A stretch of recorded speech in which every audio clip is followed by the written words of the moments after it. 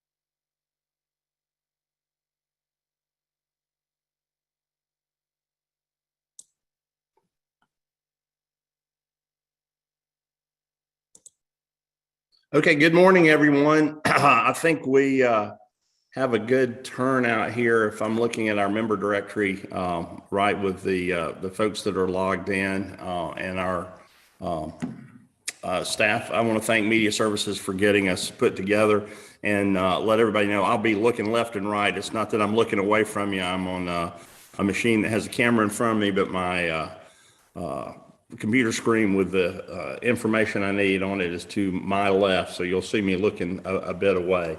Again, I want to welcome everybody this morning. I'll go over briefly what we're going to try to accomplish today and then get right into it. First, I want to recognize our staff that I think has joined us. Kayla Bankoff in our office, Brittany Valentine is in our office, and one or both of them are online with us. Courtney George with House Budget and Research will be with us this morning and will be supporting us through our subcommittee. I want to welcome all the members. I'll get to you guys a little bit later. We also have some other representatives that are on the call this morning in the call with us in the room, if you will, on Zoom. We have representatives from the University System of Georgia, the Technical College System of Georgia, Georgia Student Finance, the Georgia Chamber, and the Metro Chamber. So welcome to you all, and welcome to everyone watching online. This was done today via Zoom so that we could take care of some housekeeping and some general thoughts as we noticed, to have some introductions, to review some key points that we would be looking at during the session of the subcommittee, and to talk about scheduling of future meetings. So that's what we intend to do today. I hope to do it in an hour or less, so we'll go straight through without breaks. Along those lines, what I'd like to do next is, and I'm going to ask Brittany or Kayla or Courtney, if you're on, if you could help us kind of keep a brief notes of this. But I want to go to each of the members and ask them to give a brief introduction, you know, what part of Georgia they represent, and a thought on what you think we can do with this committee, and we'll dive into those into more depth later, but just a brief thought. I'd like to start, if I can, this morning with the Vice Chairman of the committee, Representative Earhart. Are you with us, Jenny?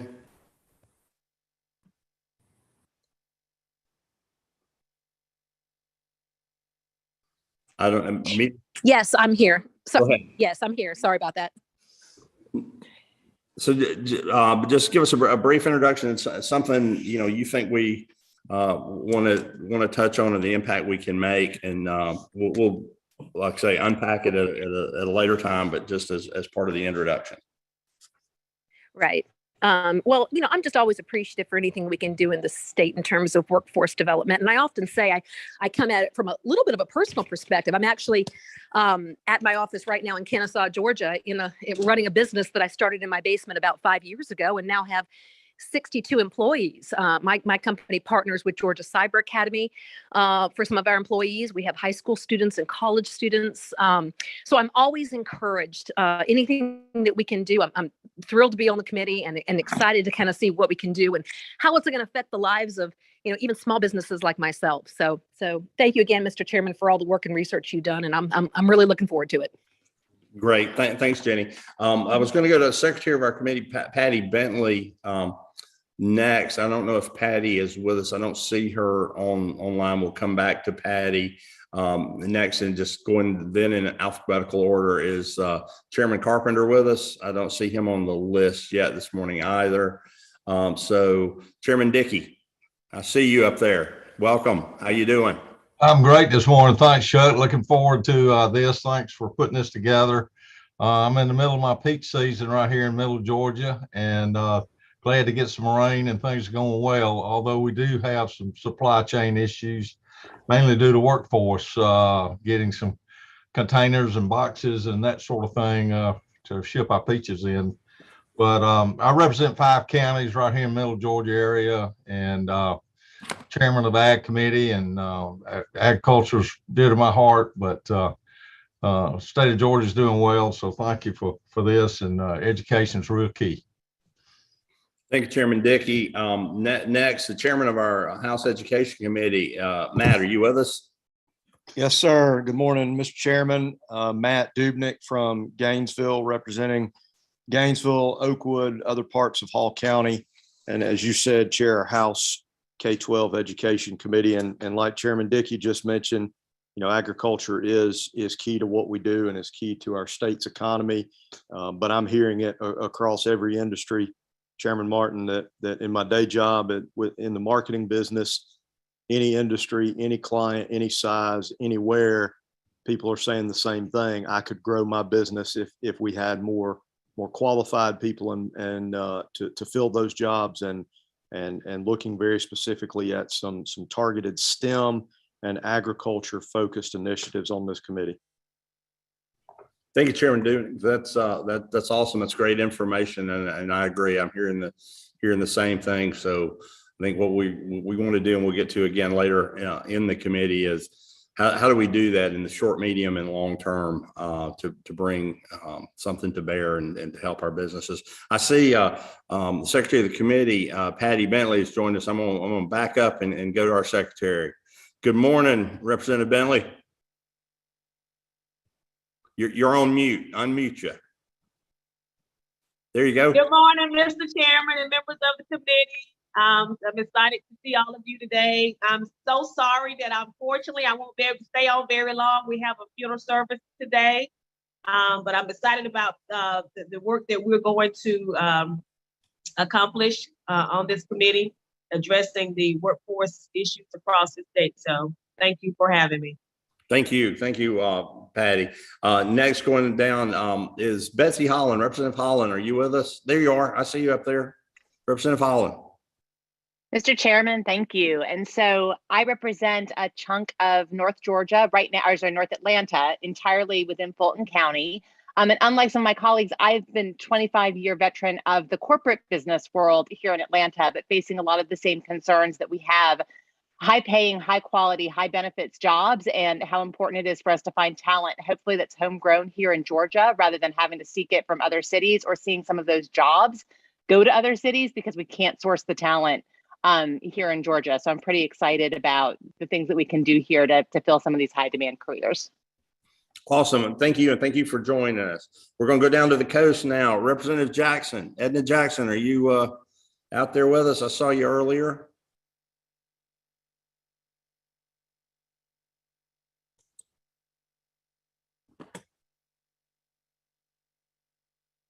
Representative Jackson, if you're trying to talk to us, you're on mute.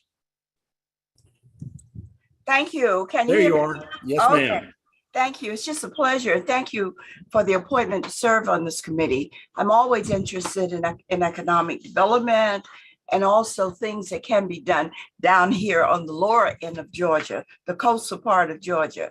My interest goes into workforce development. I represent so many different areas: Garden City, Thunderbolt, the inner city of Georgia, the inner city of Savannah, and all along the northern end. So I'm looking forward to working with you. Of course, there is a lot of development that is coming into this area. I'm hoping that we're going to talk about jobs that will be offered and how do we get together and offer through our institutions our jobs that can assist us in getting more people to go into certain areas where the jobs really are. So this is just an honor to be a part of this committee. Thank you, Representative Jackson. Thank you for joining us. I'm back up. I see Representative Chairman Casey Carpenter has joined. Chairman Carpenter, we're just doing an introduction, and if you want to provide us a brief word about what you may like to see us look into, and we'll get to the details of it here after the introductions. Absolutely. So Representative Carpenter, Northwest Georgia, Dalton, Whitfield County, a manufacturing hub for the state of Georgia. And I'm personally in the service industry, hospitality industry. I'm in the restaurant industry. And obviously my desires from this committee are to figure out pipelines that are untapped as far as talent goes in the state of Georgia, people that we've educated through our K-12 system. So I look forward to working with everybody. I actually had the great opportunity of eating Chairman Dickey's peaches this morning with my pancakes for breakfast down here on the on the Gulf Coast. So I look forward to spending a little of my vacation time with this fine and outstanding group you've put together. Thank you, Chairman Carpenter. You know, never a bad time to shout out for Dickie's Peaches down there. Never a bad time to have that shout out. Okay, going down, I think Representative Parker, I see you down there. Good morning, Sam. Good morning, Mr. Chairman. So thanks for having me. Sam went to work today. He's down at the Capitol. It's just a nice background. Yes, sir. We got a little fancy. But State Representative for House District 101, which includes the cities of Lawrenceville and Suwanee. I currently serve as chair of the Gwinnett State House delegation. I think workforce development is such an important issue. I'm kind of interested in this subject from a few different angles. One, a short-term, long-term perspective. I think there's a lot of things that this committee and our body can currently do to address some of the short-term needs. I know there's some good bipartisan legislation that Casey Carpenter has introduced that would address some of those immediate workforce shortages. But I'm also interested at looking at the issue from kind of a vertical and a horizontal perspective. Vertical being looking at education from early childhood development, K through 12, to higher education, whether that's a USG institution or a TCSG institution. And then the horizontal component, certainly getting a better understanding of the needs of both the Metro and the Georgia Chamber, but to ensure that the next generation of Georgians and students really have the skills and the capacity to adapt to a rapidly changing economy driven by technological acceleration. So certainly interested in fostering greater partnerships with our business community and our educational institutions. But looking forward to the conversation and certainly happy to be of any service to you, Mr. Chairman, and this committee. Thank you. Thank you, Representative Park. That's great comments. I agree with you. I think the short and long term, we have to look at both of them. And I think some of the things that we could do are going to start in K-12. And again, that's not saying K-12 is doing wrong things now, but I think they're, if we look across the pond at some places, there can be some tweaks made and improvements that might help us. It may be a decade down the road by the time it gets to the workforce, but we can look at all of those things. We'll count on Chairman Dubnik to help us with that. Is Chairman Perkle here? It's Clay Perkle. I didn't see him on the list. He may not have been able to get with us this morning. Then we'll go to Marcus Wiedauer. I see you just popped up there. You know the alphabet. You knew you were next. Good morning, Chairman. Good morning.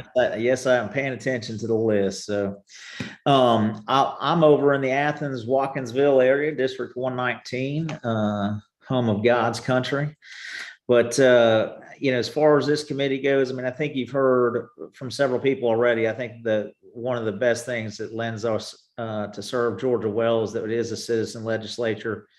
We all are in our own facets of business. I myself am in the construction industry.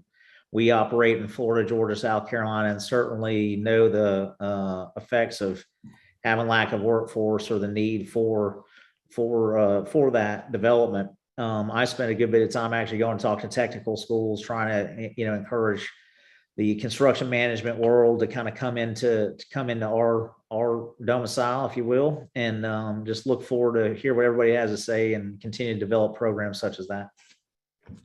Thank you, Marcus. That's great thoughts. I mean, construction, management, that's something I saw a few weeks ago. I was looking and they were talking about engineers and not all engineers have to get their boots muddy. I mean, it's they were just discussing what people think of the engineering field and construction management, and it can be a lot of different things. You can make it what you want to be, and maybe we do a better job of letting students know, both traditional, graduates and people that are, repurposing back into the workforce, what's available to them.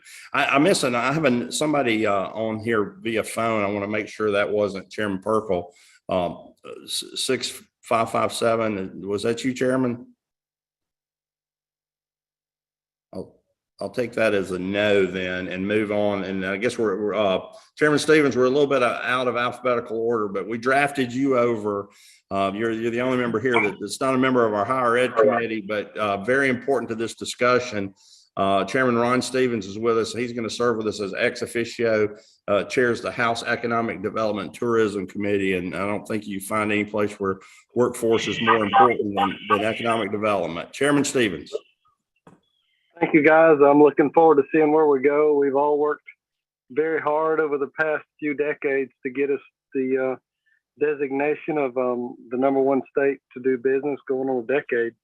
And that didn't come overnight. Now all we got to do is fill in the blanks very slowly and very methodically so that we don't do anything to harm that designation. We've got a lot of opportunity, and a lot of people are moving to Georgia. We're going to be the 5th largest state in the country in the coming years. So people are coming to Georgia for what we got. So thank you all for serving.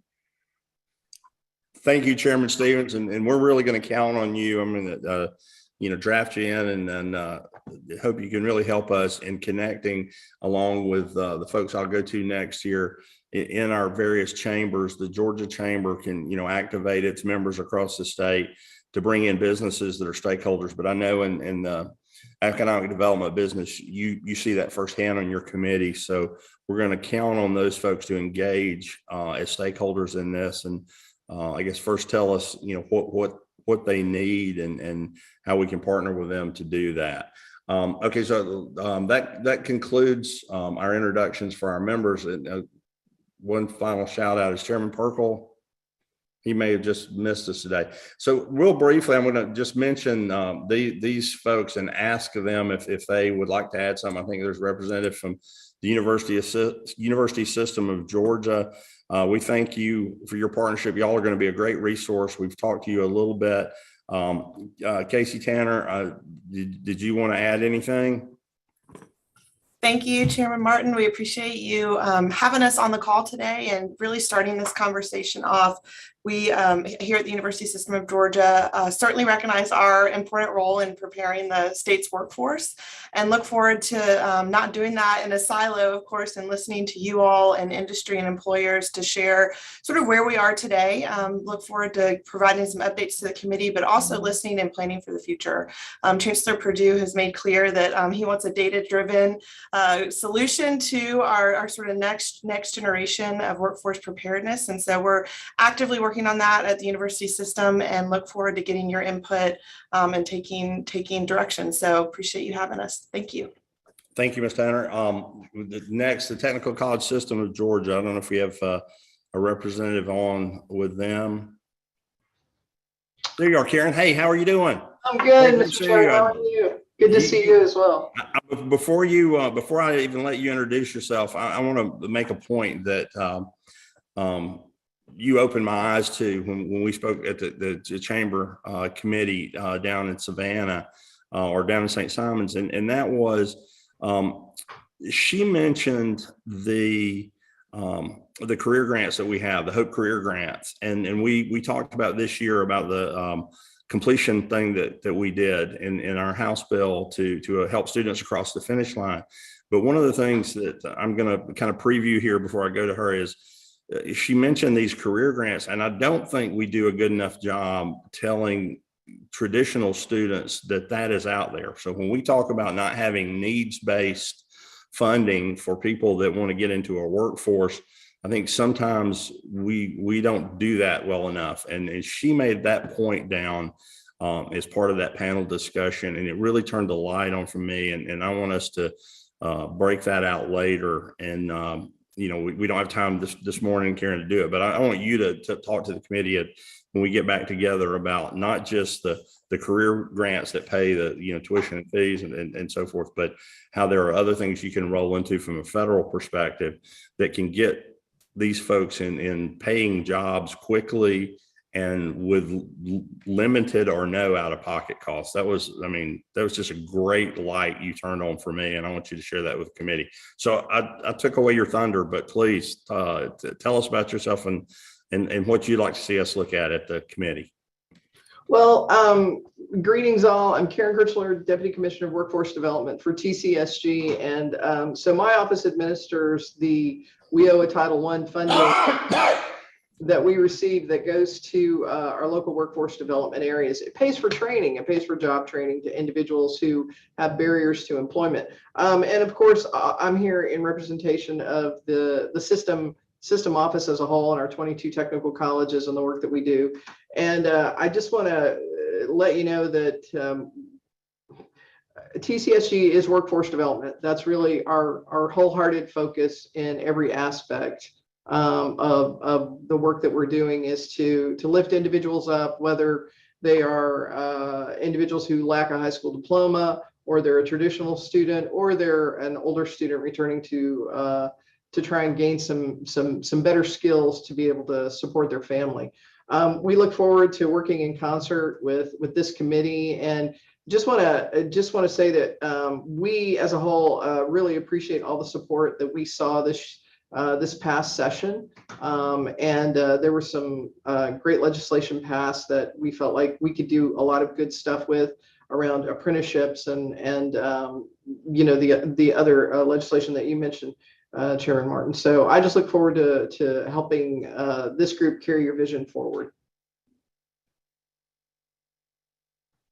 You're muted, sir.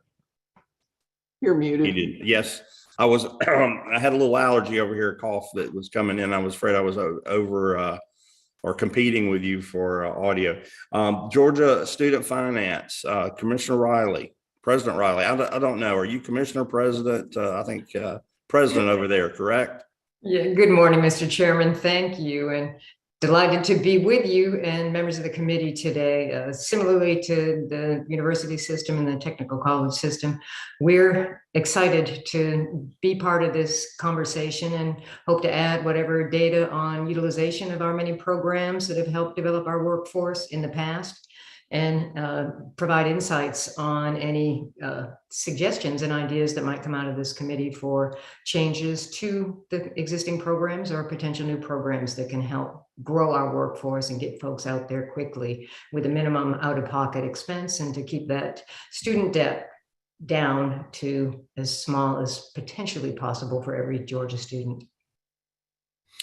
Thank you, President. I think I'm going to just put an exclamation on you. I mean, President Riley points out some things that I think we can help with a committee do. We can, as a committee, help her do, and that is, you know, trace the effectiveness and the efficiency of our capital deployment. Those would be HOPE dollars in some cases. They would be state dollars in other cases, but to provide some measurables on those, so that we can, you know, even do a better job of you know, guiding our human capital, but watching our dollars, our state dollars, just capital investments toward doing that. So we're looking forward to working with her on those plans and to see the information that she has collected. We're going to be very surprised at some of the great information we're going to have at our disposal from her.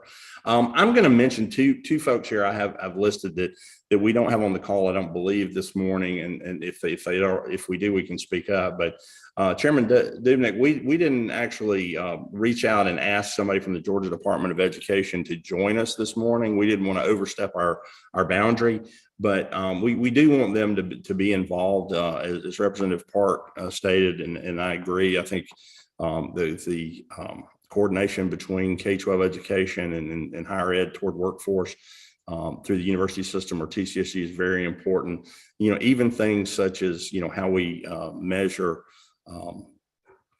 advanced placement courses and how they're graded. You have to have a 4, and if you go in this track, but a 3 will work over there. And so we want to have them, and I just wanted to mention them, and we may not have them this morning. Other, and also is the Georgia Independent College Association. We have a lot of people out there in the private college world. We want to involve them toward a maximum efficiency of our deployment of capital.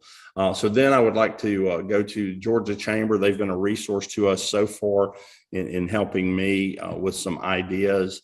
And I have David, I think we have David Rayner on there from the Georgia Chamber, if you'd just like to add a couple of things. And we're going to count on you, Mr. Rayner, for bringing stakeholders to this and talking to us about the needs and their willingness to partner with the staff. So with that, David. Happy to, and good morning, Mr. Chairman, members of the committee. We certainly, from the Georgia Chamber's perspective and the statewide business community, appreciate the focus and the interest on addressing not only our current workforce needs in the state, but our future workforce needs as well. I know that the Georgia business community applauds our record low unemployment and the unprecedented economic development announcements that we've had over the last several years. But of course, along with that comes some challenges. With record job growth comes some challenges in meeting that demand for job growth. And so we want to remain a partner with you and your committee as we move forward. One point for consideration for the committee this morning, Georgia job postings in Q2 topped 460,000 throughout the state. And with the top occupations being software developers, registered nurses, and commercial truck drivers. So you can see that it spans industry sector and business size throughout the state. So moving forward, we hope what the committee may be interested in looking at and hopefully we'll examine will be worker exit, whether that's through resignations, the gray tsunami or baby boomers that are retiring, or prioritization. The skills gap is another issue that we've taken a look at, as well as the global talent shortage.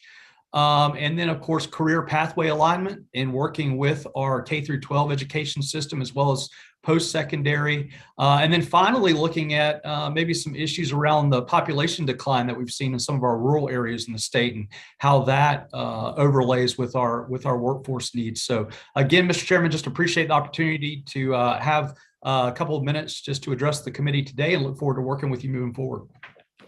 Thank you. We're gonna count on it, Mr. Rayner. We're gonna put you guys to work.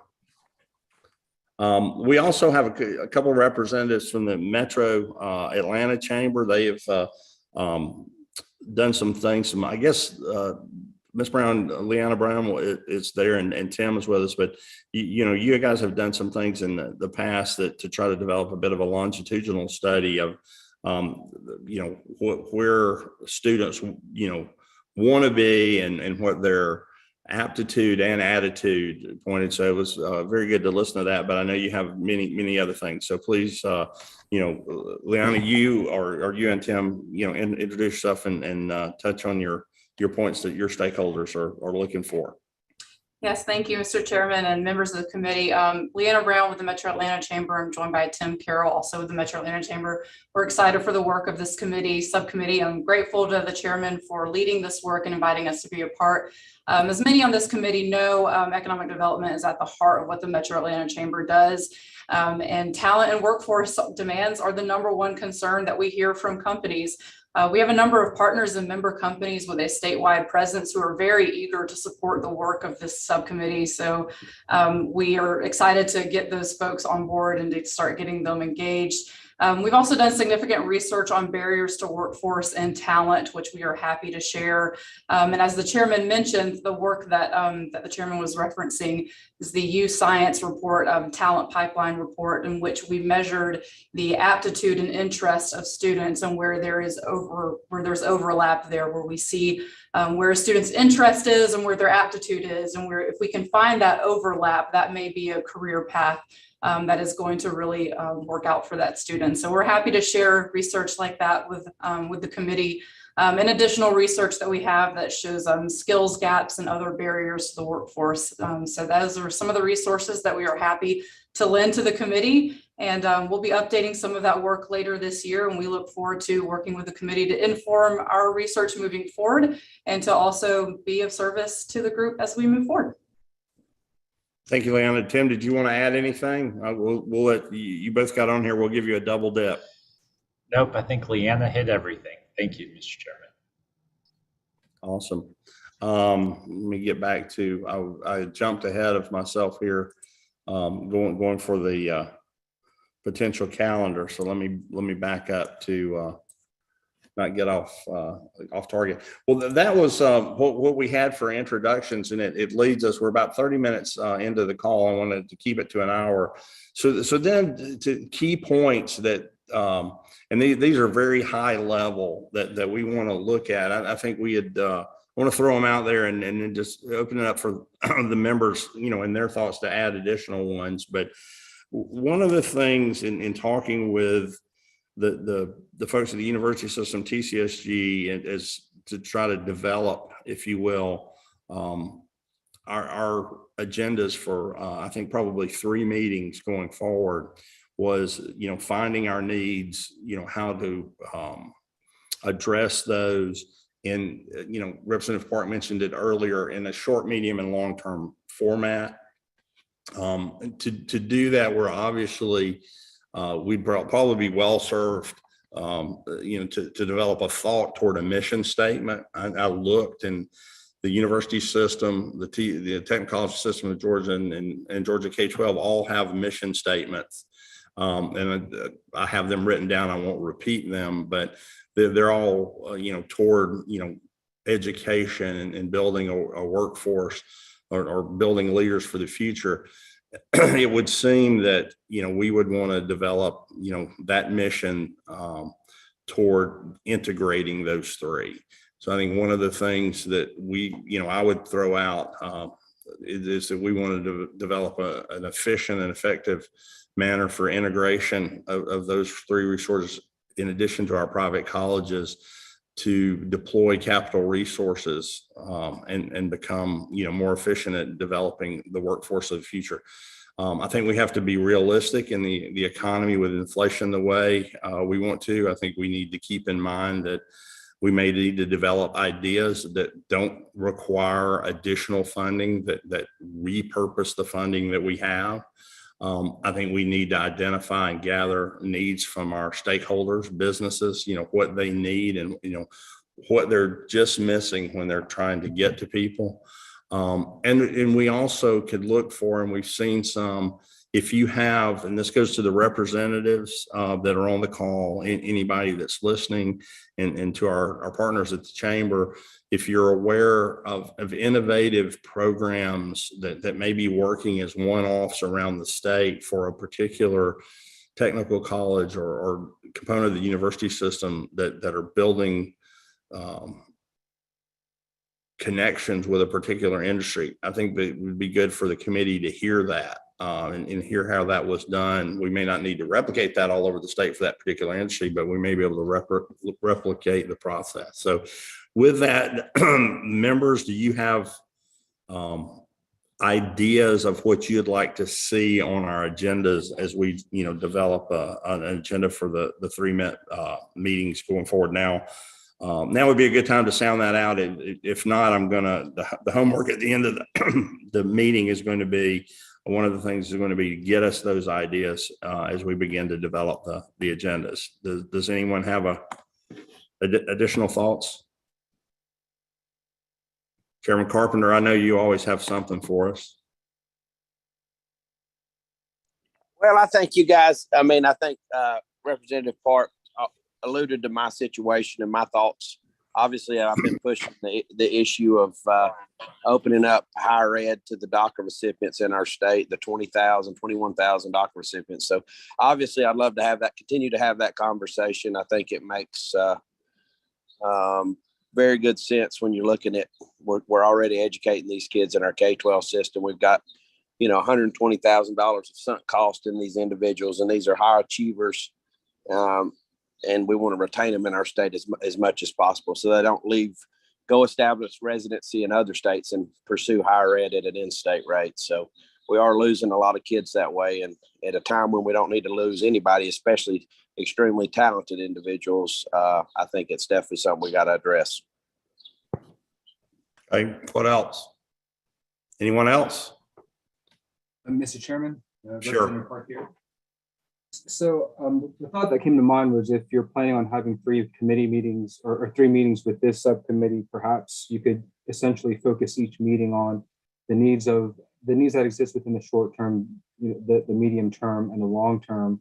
I think it was David Rayner from the Georgia Chamber saying, one of the big short term needs that currently exists within the state is this, the 460,000 jobs that don't exist. Or these open positions that have not yet been filled. And certainly, again, Representative Carpenter has introduced at least one solution I think to help address that workforce gap that currently exists, that certainly could be filled within a year or two. I'd love to hear the thoughts and additional feedback as to some of those legislative proposals from the chamber, the Metro Chamber, and other members of the business community, and certainly also from TCSG. But again, I think perhaps tailoring each of the meetings with a focus on the needs of the short run, the medium run, and the long run, I think may be a helpful way of breaking down the agenda. Thanks, Sam. Thank you, Representative Hart. Let me, if I can, to try to draw some additional conversation out here. And Mr. Trainer, I don't know if you're with us. Yeah, you're still there. The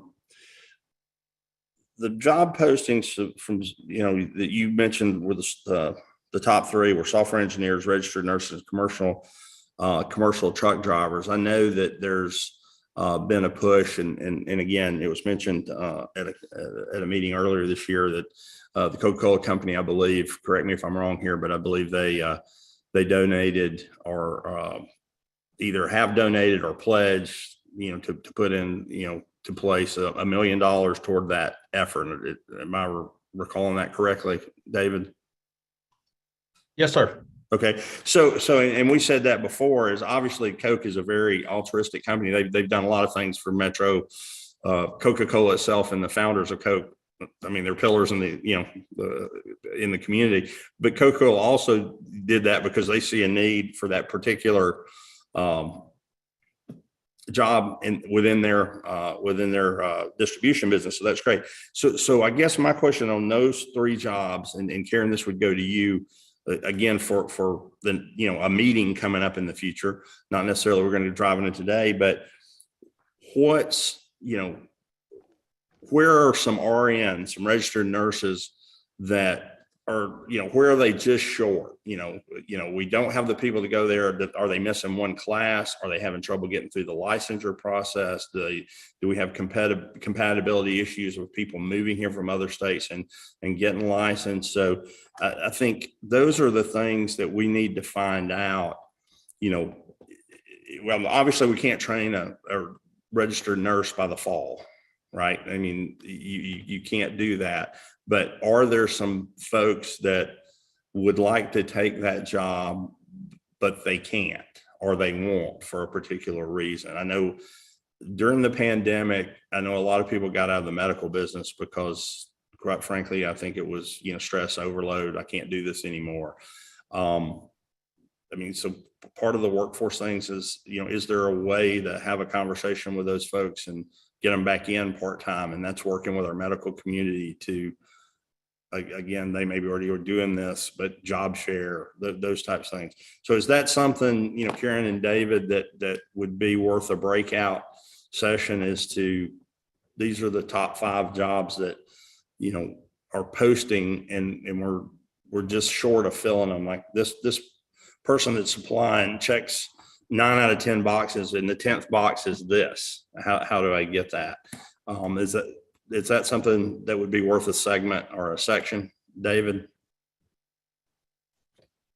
Yes, sir, Mr. Chairman. I think from our investors' perspective, we hear a lot from our partners of the healthcare industry, as well as the technology sector, and then manufacturers as well. So those are three that come to mind. But I think certainly would be a valiant effort for the committee to undertake in looking and drilling down more so in those specific industries. Certainly don't want to leave any other industries out. But I think that's where we hear of the biggest need at this point from our investors, at least, and our partners at the Metro Atlanta Chamber may have some other sectors that they hear from. Okay. Chuck, Robert Dickey. And that point you bring up does add some questions for me. I mean, is it the lack of capacity in our education system? Or is it lack of students who want to go in those fields, such as nursing? We heard for years we couldn't recruit teachers, but I'm not so sure. I mean, I don't know if we fixed that problem. I mean, that's USG's thing, or K through 12, or whatever the pipeline is. I think we got to dig and see where the bottleneck is. Whether we've expanded the capacity of the education institutions that teach nurses. Same way Agreed. truck drivers. Right. I'm kind of curious why Coca-Cola felt the need to put money in it. Did we not fund enough capacity to technical college to train truck drivers? I mean, did we cut their budget by $1 million where they couldn't do that training that now they can with the Coke money? And I'm all for partnerships with business. I love that.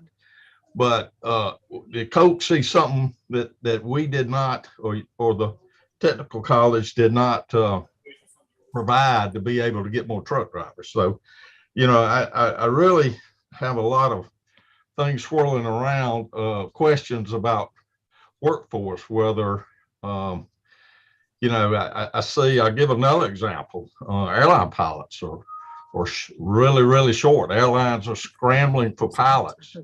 We've got a program here in middle Georgia that does a great program, training airline pilots and people in the airline industry. But we've been very hesitant to grow that program at a higher rate than kind of what we've been marginally doing for the last few years. And I just don't understand why. I just see, USG has a whole staff of people and all our colleges, universities, they should, I'm sure they got a great idea of what short, medium, long-term needs are, or either, I'd just be curious what their long range strategy is year to year on where they see the need. So I appreciate this committee, and we got a lot of things I think we can look at. So I've got a lot of questions too. So Yeah. Mr. Chairman, this is Jenny Earhart, just kind of chiming in. I completely support what's being said here in terms of the concept of doing some deep dives into these top 5 high demand job arenas. I know I can speak from just my district and what I'm hearing from constituents, and even my last sort of update that I had from some of my sources at KSU. And on the issue of our registered nurses, the last numbers I heard is that only 1 in 10 nursing applicants are admitted to their nursing program. I'd love an update on that. And my understanding in the past and what I've heard from them is it's not a matter of capacity in terms of buildings or capability. It's a shortage of those nursing instructors. As the mom of an ER trauma nurse at Kennestone, I understand the needs and the demands there. So, the shortage affects it affects the nurses that are there in terms of the pressure that is put on them. In the absence of a fully staffed, when you don't have a fully staffed ER and you've got the shortage of nurses, it affects everyone. So I fully support the concept of kind of doing a deep dive into these areas, and I'm looking forward to doing that. Thank you, Jenny and Robert. Let me try to loop back. Representative Earhart, you make a great point with nurses, and just something that somebody capture this, because I can't. I'm making notes, but I'm not the greatest person at capturing the whole thought. One of the things I think we find in nurses in particular, and I think it goes back, years, was the training, and somebody will have to correct me about what the exact, not the training at the university system or at the technical school, but when you do it in the hospital. I don't know. It's not a practicum. Okay, thank you, Karen. My understanding is that's where the bottleneck is. I'm not saying it's there in every place in the state, but in some places that's where the tough things is. Tough times are because of what Representative Earhart just said. If you're short in the ER, it's easier to do it yourself than do it yourself while you're training somebody to do it, right? I mean, does that make sense? In the nursing world, I've never walked in those shoes. But so we kind of have a chicken and egg situation. We're so busy we can't do the practicums, teach more people to get unbusy. It seems like there's a little bit of that going on. So to capture and that goes back to also the commercial truck drivers, Chairman Dickey. And so I'm going to kind of capture what I think I heard you say for a session, that would be, get with our TCSG and university system and make sure that our programs are matching our demands. We're in 2022. We don't want to be deploying a lot of capital teaching people to shod horses, right? I mean, I make that because I don't want to pick on a particular program, but I mean, I think any professor out there, any dean at our university system, they look after protecting their degree programs. And I get that in the academic world, but in the real world, if we're looking at deploying capital to meet workforce requirements, we need to make sure we're deploying the capital in an area to do that. I know over in TCSG, I think just this summer with the fuel costs, that the commercial truck driving school are more expensive to deliver than probably the charge per credit hour, Karen. I mean, it's never going to match exactly. Some things you charge more per credit hour than you need. Other things you don't charge as much. But I think Coca-Cola did that because they have a direct need and they wanted to ramp that up short term, whereas TCSG plans their programs more on a long-term basis and more of a baseline. If you were looking at a 10-year moving average of needs, where Coke needed to fill in the spike. But to capture that, I think some sessions on directing capacity and education dollars toward the need would make sense. And what about this? I mean, going back to, what about a session to make sure, Chairman Dubnik,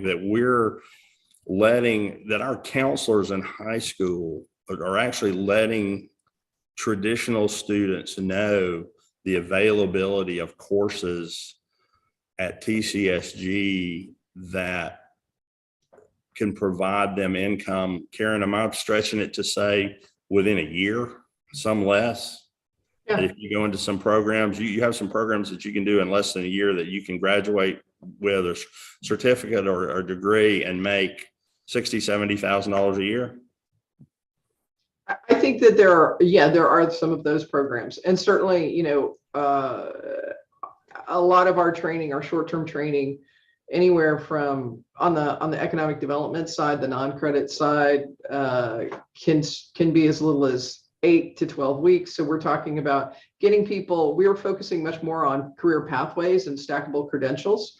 So an individual who's very, very low skilled can gain in a very short amount of time some decent skills to get them employable, and then build on that to continue to better support their employer in terms of having increased skill levels, but also better support themselves and their families and so forth. So yeah, there's a lot of potential for short-term training leading to high dividends in terms of payoffs to individuals getting jobs and so forth, and meeting workforce needs. I would, if you'll let me, I do want to speak to just a couple of things. And one, I think that considering capacity and talent pipeline, in building our pipelines is really important.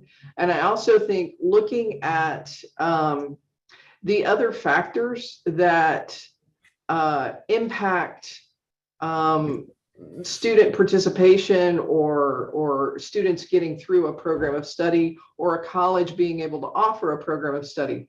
And I think a great example of that is, you brought up the practicums. The practicums, Georgia Board of Nursing has certain requirements in terms of instructor to student ratios. Well, this past year, they just upped that ratio, which is a very good thing for all of us, in terms of being able to serve more students in the classroom and in their practicum environments. But there are those sorts of things. There are similar rules around truck driving. So I think we kind of need to look at the whole gamut of restrictions that impact our pipeline, our flow of our pipeline. How do students get into a program of study, and then what are the constraints on that program of study by a college, and then where can this committee perhaps have influence on some of those rules or things like that might make it more difficult for a student to complete, or more difficult for a college to offer programming or offer a greater capacity in delivering that programming. There's so many different aspects to it, whether it's rules, SACS rules, or regulations, industry regulations, those sorts of things. So I think there's a lot to consider. So let me make the unpopular leap here. Is sometimes professional organizations make it harder for people to get in their business.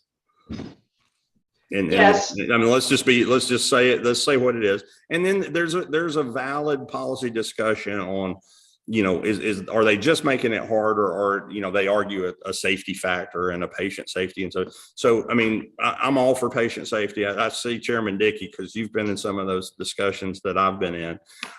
So we're all for patient safety, but you can't argue scope of practice issues and talk about the cost and the availability of healthcare being high and hard to get, but then you still require you to, go see this doctor before you can get that thing done, and 6 months, 6 weeks to get that first appointment when everybody knows what's next. So I don't know, we can take all of that on, but certainly we can make a point of that, and then the operable committees at the House that have jurisdiction over those various professions can take our data and apply it in a manner to protect Georgians, but to be reasonable about people getting into the field. We're down to like 5 or so more minutes. Karen, did you have anything further? I only need a couple of minutes to wrap us up. So we got Mr. Chairman, can I say something real quick? yes. Let me just, Karen, you're good? Yeah. Okay. Thank you. Yes, Marcus. Well, I just want to say that, I mean, I agree with everything Karen just said. I mean, she makes some incredible points, and David Rayner would tell you, we've met recently about the efforts that we're making as a company to remove the stigma of workforce and workforce housing. I think that, I don't know, that's something we do legislatively as much as we do as leaders in our communities, but is making people understand that the jobs a lot that we're talking about are honorable, good, well-paying jobs that I think we've gotten away from honoring. And I think that TSG obviously works tirelessly to benefit that kind of community or that kind of workforce. I just want us to continue to do everything we can to support them, but also, as we're talking about things like this in our communities, really making people understand what a workforce looks like. And it's not that it's, USG's done a great job and provided a lot of opportunities for countless Georgians, but not every child needs to go to a 4-year school. These are good jobs, like Chairman, you mentioned there are things that you can go get certifications for and be making a good, clean living real quick in the scope of things. So I just think that that's something that we need to continue to do as leaders in our communities is talk about what workforce really looks like, and trying to remove the stigma and the stress, quite frankly, of everything else that goes on, that comes with the pressures of going to a 4-year college. It's something I talk about quite frequently. I mean, we start talking about mental health and how do our kids end up here? Well, I mean, there is this pressure to go and perform at K through 12 levels that puts you in a position of going to a big school. And there's a disappointment that comes with that when they don't. And some kids just aren't necessarily wired for that or ready for that. And we need to honor those decisions and do a better job of that in our communities. Marcus, I'll say that, and then let me close us out here. We'll in the closing remarks here, I want to tell you how we hope we'll get additional impact and ask you a couple of things. But I think you've made a great point. Karen made it. David Rayner. I mean, everybody. I'm here. This is what I'm hearing, and so we don't have time to verbalize it right now. But tell me if I'm hearing this wrong. We've gotten our mindset in K through 12 is schools are graded on what percentage of their students graduate with a college preparatory, degree, high school degree, even if that's not what they end up doing later in life.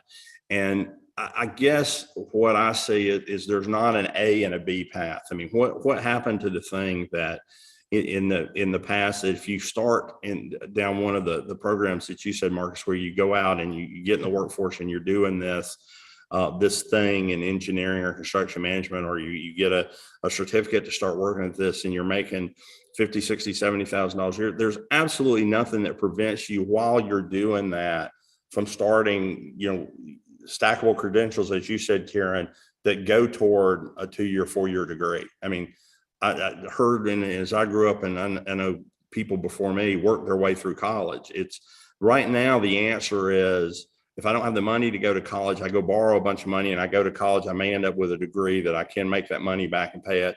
There's another route to get there in this world with the millennials that we live in. I don't want to put it on them because it's all of us, our age groups now, but we're an immediate gratification society.